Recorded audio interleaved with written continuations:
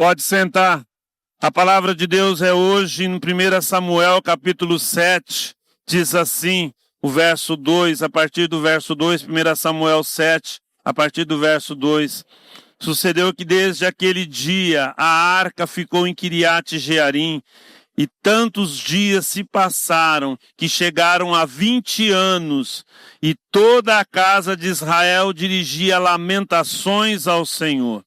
Falou Samuel a toda a casa de Israel, dizendo: se é de todo o coração que voltais ao Senhor, tirai dentre vós os deuses estranhos e os astarotes, e preparai o coração ao Senhor, e servi a Ele só, e Ele vos livrará das mãos dos filisteus. Então os filhos de Israel tiraram dentre si os Baalinhos e os astarotes, e serviram só ao Senhor. Disse mais Samuel: congregai todo o Israel em Mispa, e orarei por vós ao Senhor. Congregaram-se em Mispa, tiraram água e a derramaram perante o Senhor. Jejuaram aquele dia e ali disseram: pecamos contra o Senhor. E Samuel julgou os filhos de Israel em Mispa. Quando, pois, os filisteus ouviram que os filhos de Israel estavam congregados em Mispa, subiram os príncipes dos filisteus contra Israel, o que, ouvindo os filhos de Israel, tiveram medo dos filisteus. Então disseram os filhos de Israel a Samuel: não cesses de clamar ao Senhor nosso Deus por nós, para que nos livre da mão dos filisteus. Tomou, pois, Samuel um cordeiro que ainda mamava e o sacrificou em holocausto ao Senhor. Clamou Samuel ao Senhor por Israel e o Senhor lhe respondeu. Aleluia! Enquanto Samuel oferecia o holocausto, os filisteus chegaram à peleja contra Israel, mas trovejou o Senhor aquele dia com um grande estampido sobre os filisteus e os aterrou de tal modo que foram derrotados diante dos filhos de Israel. Saindo de Mispa, os homens de Israel perseguiram os filisteus e os derrotaram até abaixo de Bet-car. Tomou então Samuel uma pedra e a pôs entre Mispa e Sem, e lhe chamou Ebenezer, e disse: até aqui nos ajudou o Senhor. Assim os filisteus foram abatidos e nunca mais vieram ao território de Israel, porquanto foi a mão do Senhor contra eles todos os dias de Samuel. As cidades que os filisteus haviam tomado a Israel foram-lhes restituídas, desde Ecrom até Gate, e até o território delas arrebatou Israel das mãos dos filisteus, e houve paz entre Israel e os amorreus. Pai, obrigado, Jesus, por essa tua palavra. Obrigado, Senhor, porque o Senhor está conosco. E agindo o Senhor, quem impedirá? Agindo o Senhor, quem impedirá? Não há força que possa deter o Senhor. Obrigado, Jesus. Recebe o nosso louvor, recebe a nossa adoração. Em nome de Jesus, em nome de Jesus. Deus falou para eu falar sobre isso. A gente fala Ebenezer, né? A gente gosta de falar Ebenezer, mas só que nós não sabemos em que contexto foram ditas essas palavras. Mas há uma promessa para mim e para você, amém? Você quer uma promessa de Deus para a sua vida? Amém? Para este ano de 2026? Então, vai ser difícil esse ano. Vai ser difícil. Mas nós estamos em Cristo. Nós estamos em Cristo. No mundo passais por aflições, mas tende bom ânimo. Eu venci o mundo. A vitória de Cristo será a tua vitória. A vitória de Cristo será a tua vitória. Creia nisso. Amém? A palavra de Deus nos diz assim uma promessa para mim e para você. Graças, porém, a Deus, que em Cristo, fala assim sempre. Fala sempre. Sempre nos conduz em triunfo e por meio de nós manifesta em todo lugar a fragrância do seu conhecimento. Amém? Glória a Deus que em Cristo sempre Ele nos conduzirá em triunfo. Ele nos conduzirá sempre em triunfo. Amém? Antes de falarmos algumas coisas sobre o texto lido, nós cantamos esse hino a propósito. Fala assim: Deus em Cristo me deixou armas para enfrentar o inimigo. Então nós falamos Ebenezer aqui, mas qual foi o contexto aqui? Em 1 Samuel capítulo 4, há uma batalha em Ebenezer. É em Ebenezer que a gente fala, até que o Senhor nos ajudou. Nessa batalha, os judeus tiveram uma baixa de 4.000 homens. Diz assim a palavra do Senhor em 1 Samuel 4. Veio a palavra de Samuel a todo Israel. Israel saiu à peleja contra os filisteus e se acamparam junto a Ebenezer. E os filisteus se acamparam junto à Afeca. Dispuseram-se os filisteus em ordem de batalha para sair ao encontro de Israel. E travada a peleja, Israel foi derrotado pelos filisteus. E estes mataram no campo aberto cerca de 4.000 homens. Em Ebenezer. Ebenezer não é somente um jargão, uma palavra que representa aquilo que Deus faz, aquilo que Deus é para mim e para você. E eu trabalhei 20 anos lá em Jaguapitã e durante muitos dias que eu chegava naquele lugar, eu falava assim, Ebenezer. Porque ali naquelas estradas, Deus me livrou da morte muitas vezes. Me livrou de uma carreta que vinha em direção a mim, ali, e eu desviei o carro. Me livrou da morte quando um raio caiu em cima do meu carro. Então, eu chegava naquele lugar, Ebenezer. E no último dia que eu trabalhei lá, eu falei, Ebenezer, até aqui o Senhor tem me abençoado.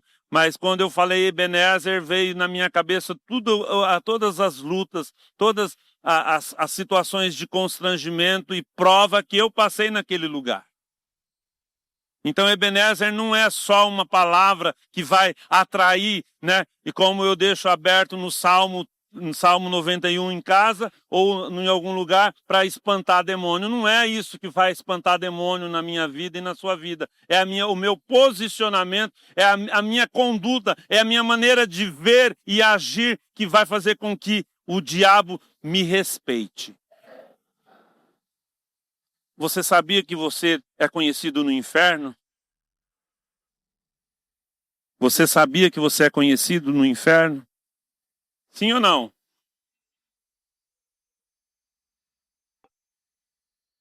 Agora outra pergunta.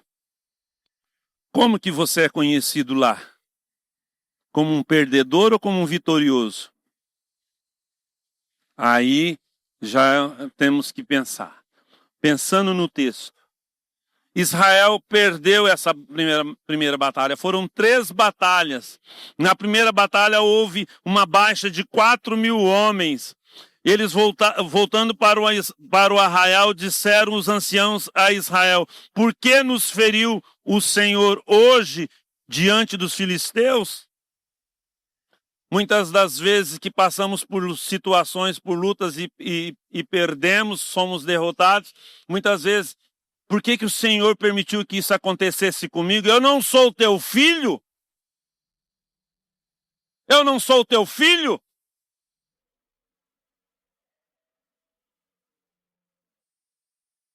E aí, para aquietar o nosso coração, muitas vezes pegamos essa palavra fora de um contexto. Qual que é o contexto? Eu tenho que me emendar, eu tenho que parar de pecar, eu tenho que parar de fazer coisas erradas. Porque quando eu faço coisas erradas, cadê o pessoal O Carlos, ajuda para mim, acha aquele guarda-chuva, se tiver por aí. Fazendo favor, meu filho. Faz esse favor para mim. Quando eu estou na presença de Deus, andando em santidade, há uma proteção, há uma garantia que se o inimigo se levantar, Deus o abaterá. Amém? Mas agora se eu ando de qualquer jeito, meu irmão, essa proteção foi embora. E ainda eu corro o risco de pecar contra o Senhor, dizendo ao Senhor, por que que o Senhor me feriu? Não foi o Senhor que te feriu, não. Foi o inimigo que te feriu. Voltando o povo para o arraial, disseram os anciões de Israel, por que nos feriu o Senhor hoje diante dos filisteus? Aí pode trazer aqui. E traga aberto, fazendo favor. Faz o serviço completo. Aleluia. Aí eu vou querer enfrentar o inimigo de qualquer jeito. O sangue de Jesus. Você lembra aquela novela Maldita? Você lembra aquela novela Maldita em que eles começaram a querer trazer pejorativamente o sangue de Jesus? Quando eu ando em santidade, eu estou assim, ó, protegido. Fica aqui, meu filho. Quando eu ando em santidade, eu estou protegido. Mas quando eu peco, eu fico desguarnecido dessa proteção. Não há proteção para mim. A santidade não somente nos mantém esse canal aberto entre eu e Deus na oração, na comunhão, mas a santidade traz proteção. Aquele que se levanta contra ti, se levanta contra Deus. Quem é que pode contra Deus? Quem é que pode contra Deus? Ninguém. Então anda em santidade. Anda em santidade e você terá não somente comunhão plena com Deus, mas você terá proteção. Muito obrigado. Deus abençoe. Aí o que aconteceu? Nós perdemos, sabe por quê? Porque a arca não está conosco. Vamos para uma segunda batalha, né? Vamos levar a arca. Tragamos de Siló a arca da aliança do Senhor, para que venha no meio de nós e nos livre das mãos dos inimigos. Mandou, pois, o povo trazer de Siló a arca do Senhor dos exércitos, entronizada entre querubins. Os dois filhos de Eli, Ofni e Finés, estavam ali com a arca da aliança.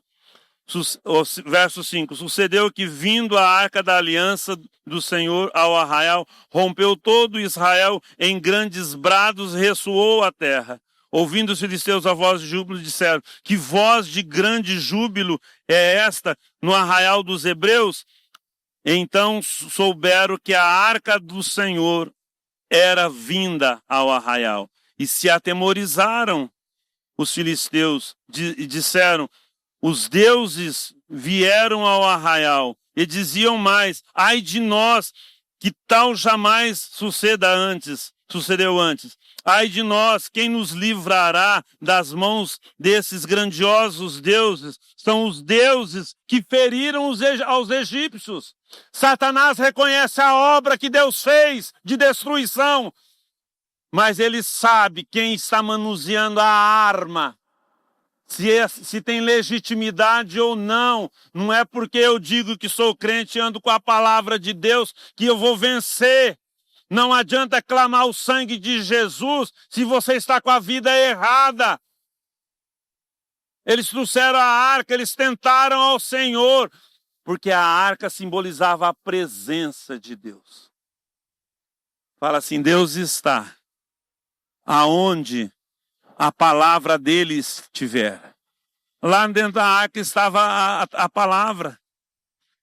Agora eu sou a arca, eu é que carrego a palavra de Deus. Se eu carrego a palavra de Deus e ando em conformidade com a palavra de Deus, Deus tem um compromisso comigo e Deus há de me proteger.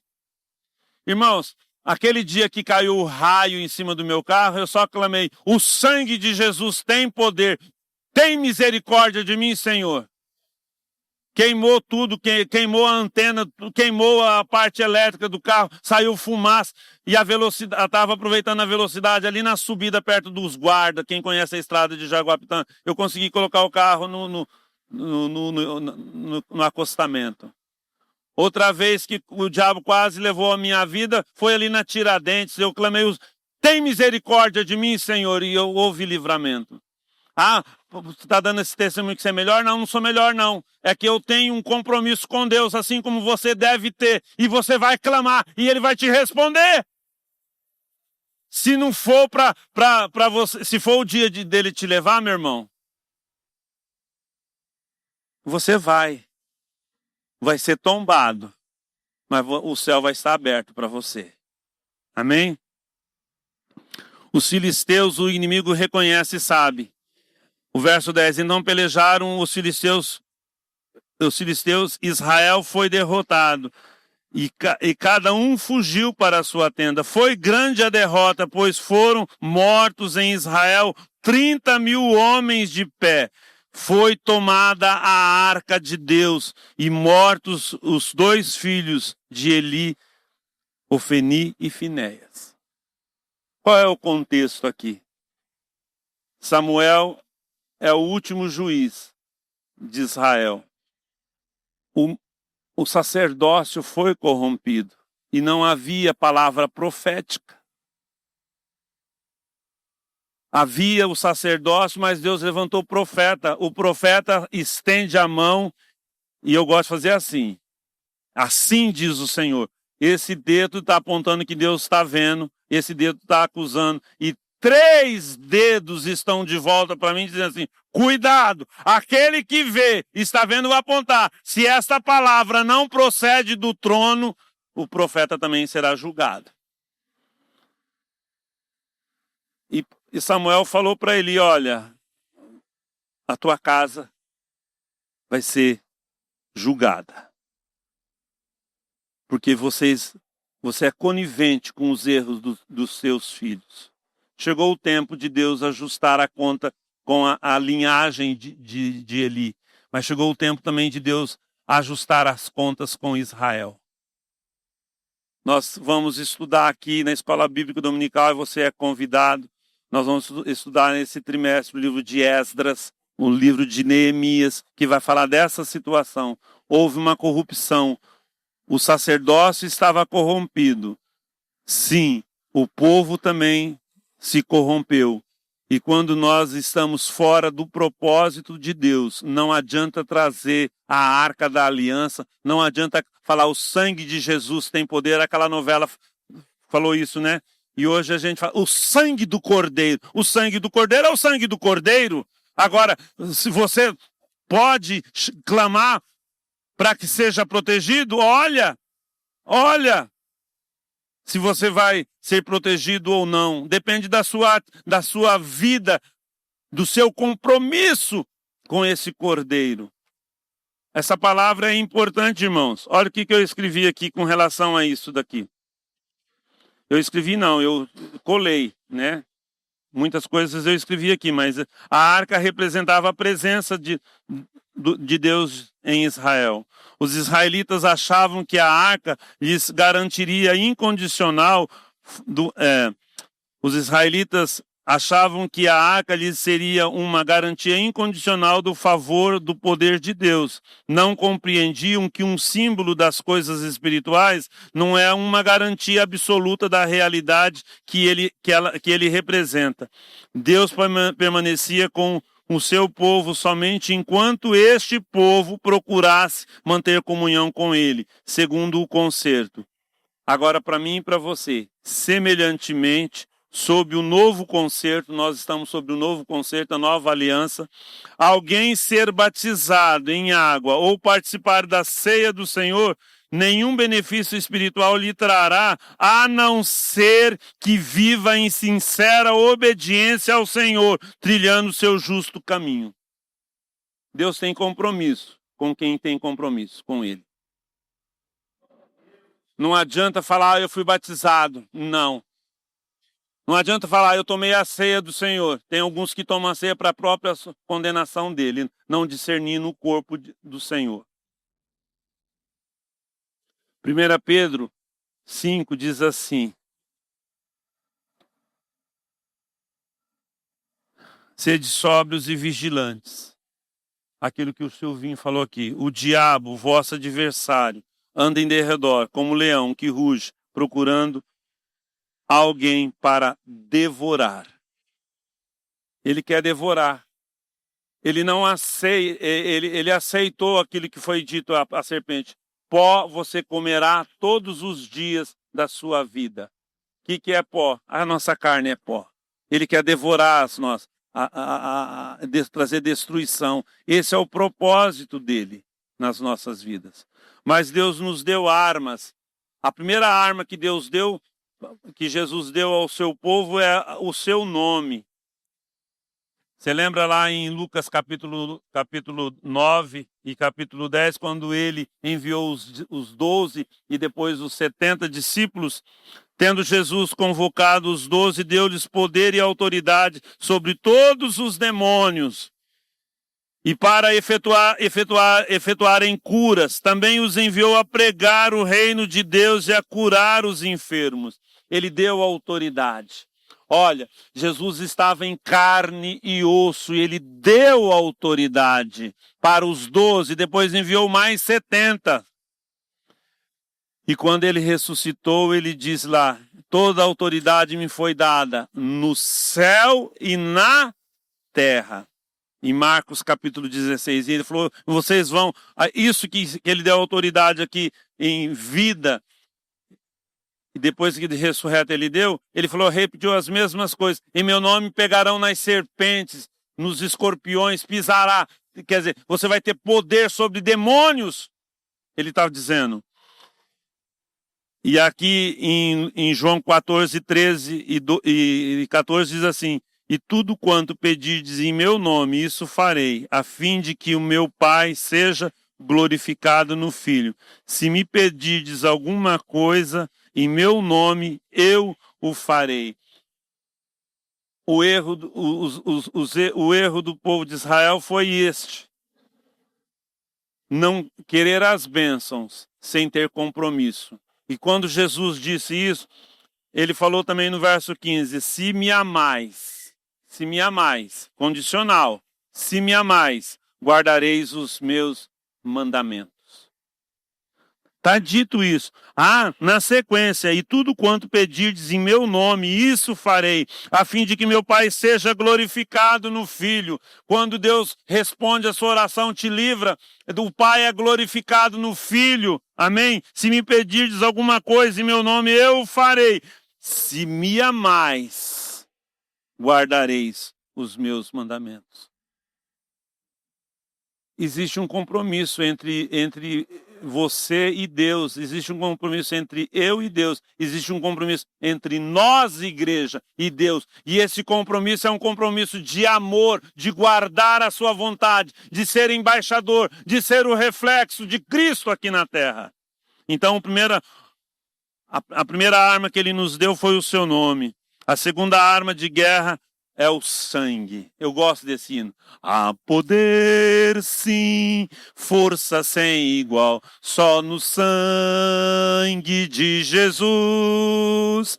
Há poder, sim, prova ao pecador, aceita o dom de Jesus. O sangue nos purifica de todo pecado. O sangue nos aproximou de Jesus. O sangue é a garantia que eu estou em aliança com Deus, uma aliança eterna. O sangue é tudo para nós. O sangue é vida. Quando Jesus cortou a aliança lá conosco, lá na ceia, é como que se ele tomasse o nosso sangue. O nosso sangue representa a nossa vida. A nossa vida estava contaminada pelo pecado. Entrou em Jesus e ele pôde dizer, morrer. Pai, eu entrego meu espírito e morreu. Porque ele foi contaminado pela minha vida, mas em contrapartida, à medida que eu tomo o sangue de Jesus, sim, quem não comer a minha carne e não beber o meu sangue não tem parte comigo. Isso é representado na ceia do Senhor quando eu tomo do cálice. Eu estou tomando o sangue do Cordeiro. Amém? Então o sangue... Eles, pois, o venceram por causa do sangue do Cordeiro e por causa da palavra do testemunho que deram. E a si mesmos, mesmo em face da morte, não amaram a própria vida. Eles o venceram por causa do sangue. Isso em Apocalipse capítulo 12. É o sangue de Jesus. Ah, se você estiver marcado pelo sangue. Ah, se você estiver marcado pelo sangue, o destruidor virá e verá a marca do sangue. Esse daqui é comprado pelo sangue. Esse daqui é salvo pelo sangue. Não só as portas estão manchadas de sangue para o destruidor não entrar, mas a sua vida está marcada pelo sangue do Cordeiro. Você está marcado pelo sangue. Aleluia. Outra arma de guerra que eu e você temos é a palavra. Fala, a palavra é a arma poderosa de Deus. Quando Jesus foi tentado pelo inimigo, o que Jesus falou, está escrito. Está escrito, ao Senhor adorarás e só a Ele servirás. Vai embora, Satanás. Você tem que me adorar, eu sou o Senhor. Ó, tá vendo essas pedras? Mande que transforme em pão. Está escrito, não só de pão viverá o homem. A palavra está perto de ti, na tua boca e no teu coração. Amém? A palavra, lá em Efésios capítulo 6, dos equipamentos da armadura que Deus te dá é a palavra. Diz assim, a palavra de tomai também o capacete da salvação e a espada do Espírito, que é a palavra de Deus. A espada física a gente pega na mão, mas a palavra de Deus, que é a espada, é na boca. Quando o diabo vier com mentiras para você, você vai falar assim, Satanás, está escrito, eu sou uma nova criatura, as coisas velhas já passaram, para de me acusar desses pecados, Satanás, está escrito, o sangue de Jesus me purifica de todo pecado, vai embora, Satanás, com as suas acusações. Amém? Você é um derrotado. Você vai falar, não, glória a Deus que em Cristo sempre, Satanás, eu estou me conduzindo em triunfo. Você vai declarar a palavra. A palavra está perto de ti, na tua boca e no teu coração. Isto é a palavra da fé que pregamos. A palavra da fé é esta palavra.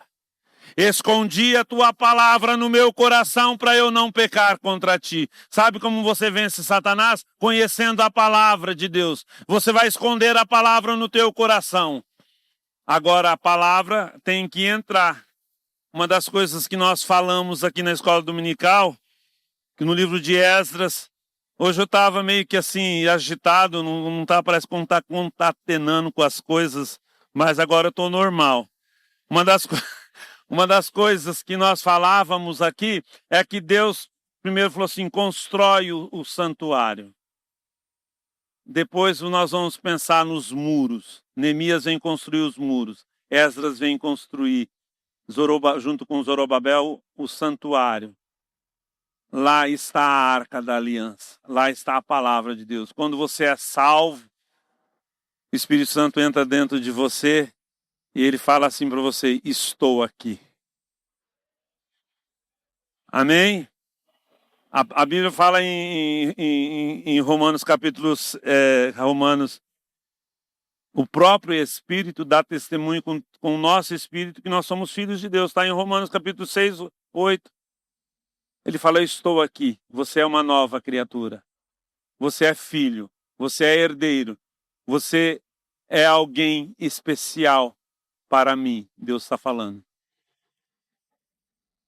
Você entendeu, igreja, que Deus está falando para você? Que você é alguém especial? Que você é filho? Glória a Deus! Amém? Então, o povo de Israel esqueceu que a palavra de Deus, as bênçãos, ela é condicionada a uma vida de obediência. Deus quer obediência, o filho obedece, fala, o filho obedece. Porque sabe por que não é difícil obedecer? Porque o filho tem a mesma natureza do pai. Sabe por que não é difícil obedecer para o filho? Porque se ele tem a mesma natureza do pai, ele vai entender que a vontade de Deus é boa, perfeita e agradável. Tem algum pai doido aí que quer o mal do filho? Se tiver, nós vamos orar e expulsar esse demônio. Porque o pai quer o bem do filho. E aqui diz assim: se atentamente ouvirdes a voz do Senhor teu Deus, tendo cuidado, olha, tendo cuidado de guardar, fala, todos os seus mandamentos, que hoje vos ordeno, o Senhor teu Deus te exaltará sobre todas as nações.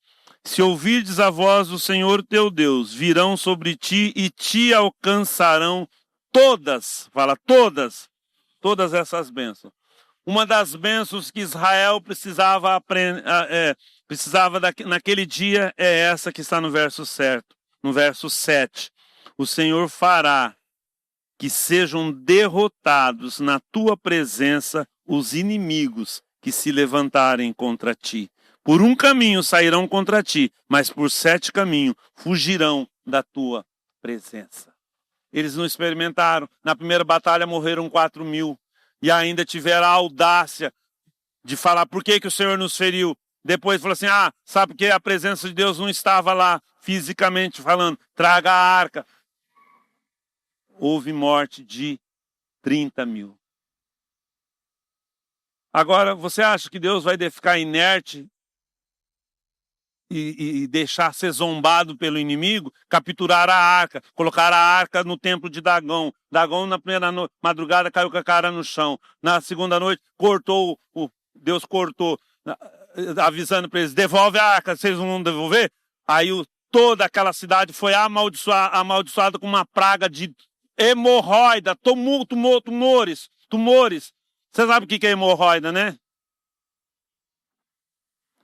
E além disso, uma praga de ratos. Você acha que Deus vai deixar se escarnecer? Cuidado, você que está zombando de Deus. Deus não se deixa escarnecer. Deus não se deixa escarnecer. O juízo virá. E muitos já têm experimentado o juízo.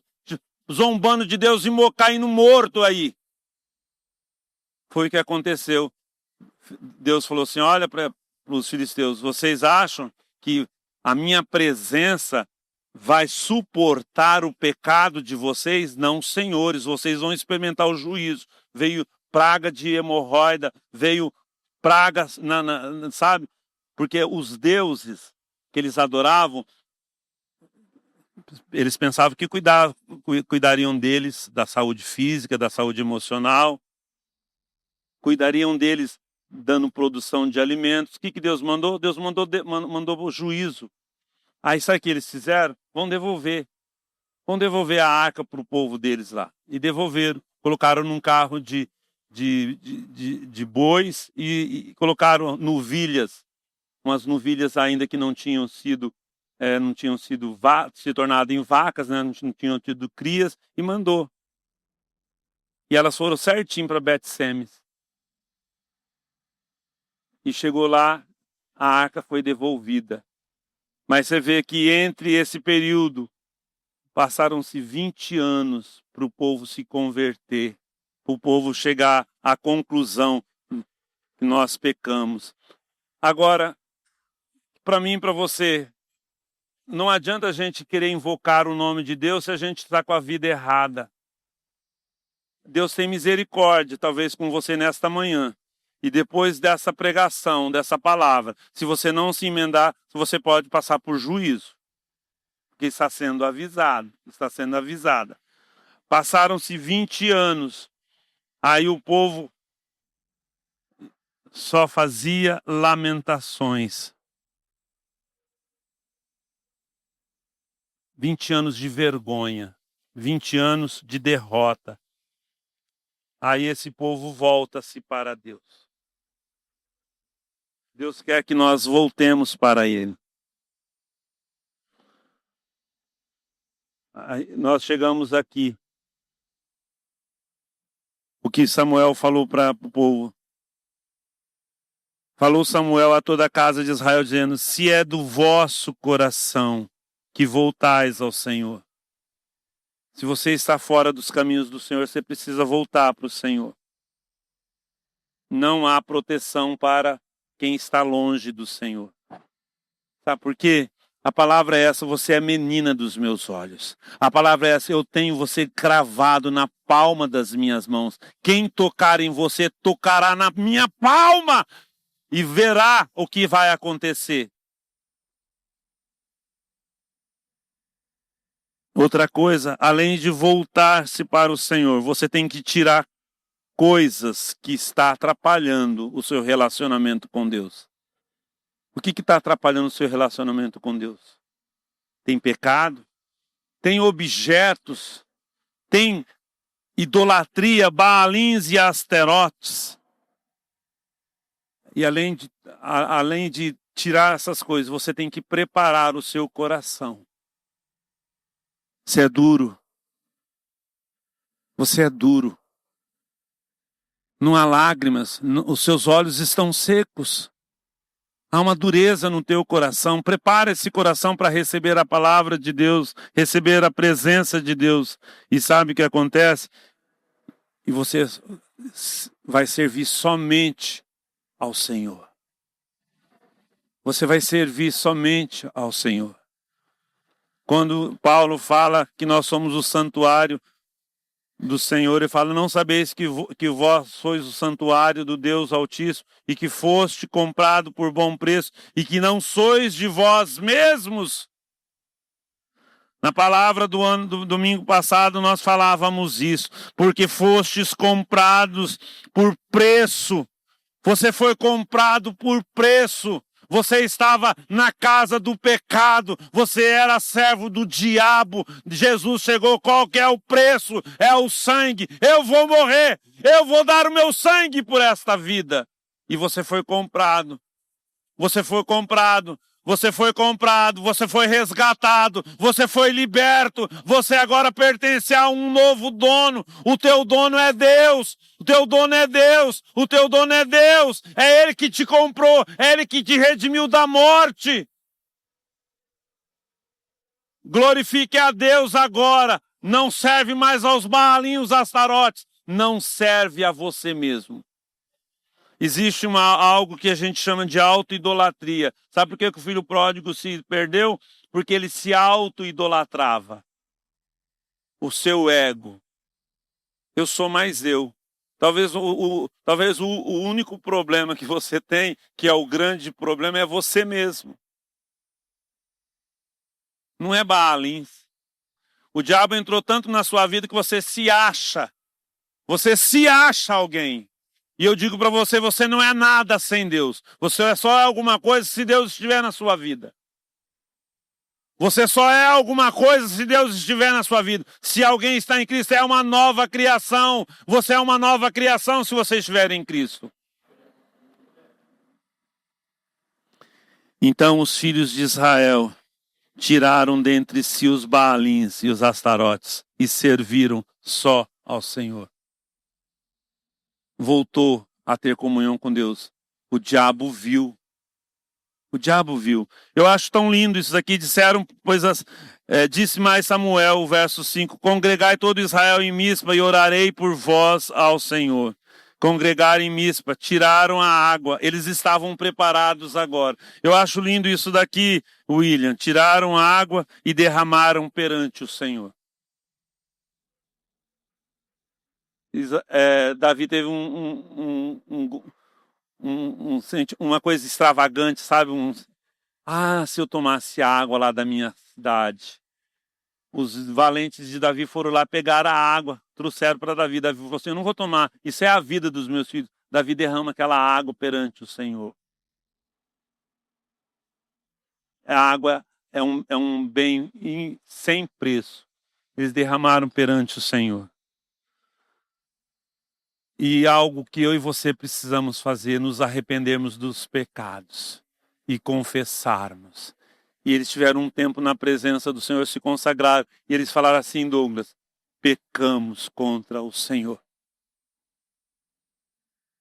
Colocamos o Senhor à prova quando levamos a sua arca.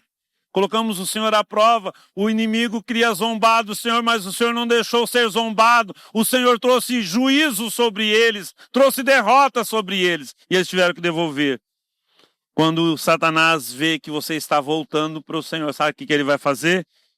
o que está no verso 7. Quando, pois, os filisteus ouviram que os filhos de Israel estavam congregados em Mispa, subiram os príncipes dos filisteus contra Israel. O que, ouvindo Israel, teve medo. Você talvez está voltando para o Senhor. Você pode ter medo. Pode ter medo. Mas há um escape. Elevo os meus olhos para os montes. De onde me virá o socorro? O meu socorro vem do Senhor, que fez os céus e a terra. O socorro veio. Então disseram os filhos de Israel a Samuel: não cesses de clamar ao Senhor. Uma das coisas que eu e você vamos aprender, nós que queremos ser onipotentes, a dependência de Deus frente ao inimigo. Eu não posso contra ele, mas agindo o Senhor, quem impedirá? Quem impedirá agindo o Senhor? Não cesses de clamar. Samuel ora, e Samuel entende que aquele povo está ali perante 20 anos depois de tudo isso acontecer. O povo reconhece, o povo sabe que eles pecaram. Esse povo arrependido se consagra ao Senhor, volta para o Senhor, tira fora os Baalins e serve somente ao Senhor. Mas esse povo está fragilizado, esse povo está com medo. Samuel tomou um cordeiro que ainda mamava e o sacrificou em holocausto ao Senhor. Esse sacrifício é pedindo perdão. O sangue está sendo derramado, um sangue inocente. Enquanto há oração, Deus age. Você pode ter medo, mas se prostra diante do Senhor em oração, você verá o que o Senhor fez. Enquanto Samuel oferecia o holocausto, os filisteus chegaram à peleja contra Israel, mas trovejou o Senhor aquele dia com um grande estampido.